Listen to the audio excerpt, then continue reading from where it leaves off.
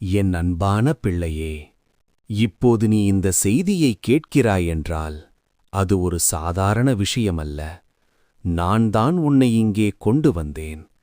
நீ அமைதியாக இருக்கிறாய், ஆனால் உன் உள்ளம் காயமடைந்திருக்கிறது. மற்றவர்கள் புரியாத வேதனையை நீ சுமக்கிறாய். நீ சிரிக்கிறாய், ஆனால் உள்ளே அழுகிறாய். என் பிள்ளையே, நீ சொன்ன ஒவ்வொரு ஜெபத்தையும் நான் கேட்டேன். நீ சொன்ன ஒவ்வொரு வார்த்தையையும் நான் மறக்கவில்லை. நீ அழுத ஒவ்வொரு கண்ணீரையும் நான் எண்ணி வைத்திருக்கிறேன். நீ நினைக்கிறாய், ஏன் இன்னும் பதில் வரவில்லை என்று. ஆனால் நான் உனக்கு சொல்லுகிறேன், நான் தாமதிக்கவில்லை, நான் தயாராக்கிக் கொண்டிருக்கிறேன். நீ விட்டுவிட நினைத்த அந்த நேரத்தில் கூட நான் உன்னை பிடித்து நிறுத்தினேன். நீ உடைந்து போகாமல் காத்தது நான்தான். என் பிள்ளையே, இப்போது கவனமாக கேள். இன்னும் 24 மணி நேரத்தில் நான் உன் வாழ்க்கையில் ஒரு மாற்றத்தை ஆரம்பிக்கிறேன். நீ முடிந்தது என்று நினைத்த கதவுகளை நான் திறக்கிறேன். யாராலும் தடுக்க முடியாத ஒரு வழியை நான் உனக்காக உருவாக்குகிறேன். நீ இழந்ததை நினைத்து அழுகிறாய், ஆனால் நான் உனக்கு அதைவிட சிறந்ததை தரப்போகிறேன். நீ அனுபவித்த வேதனை வீணாகாது.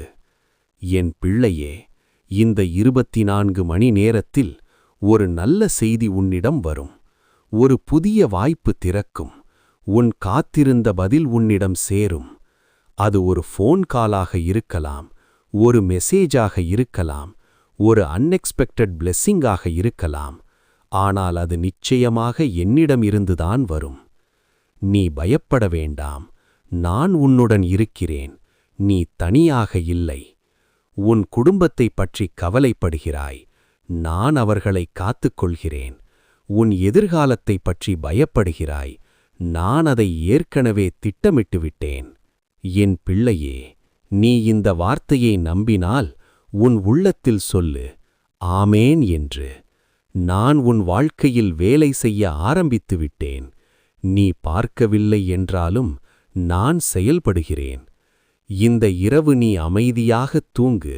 நான் உனக்காக வேலை செய்கிறேன். நாளை ஒரு புதிய தொடக்கம். நீ உடைந்த இடத்தில் நான் உன்னை குணமாக்குவேன். நீ இழந்த இடத்தில் நான் உன்னை ஆசீர்வதிப்பேன். நினைவில் வையு, நீ என் பிள்ளை. நான் உன்னை ஒருபோதும் கைவிடமாட்டேன். இந்த 24 மணி நேரம் உன் வாழ்க்கையை மாற்றப் போகிறது. என் சமாதானம் உன்னோடு இருப்பதாக. என் ஆசீர்வாதம் உன் வீட்டில் நிரம்பியிருப்பதாக. நான் உன்னுடன் இருக்கிறேன், இப்போதும் எப்போதும். இந்த செய்தி உன்னுடையது. நம்பிக்கையுடன் இரு. உன் அற்புதம் வருகிறது.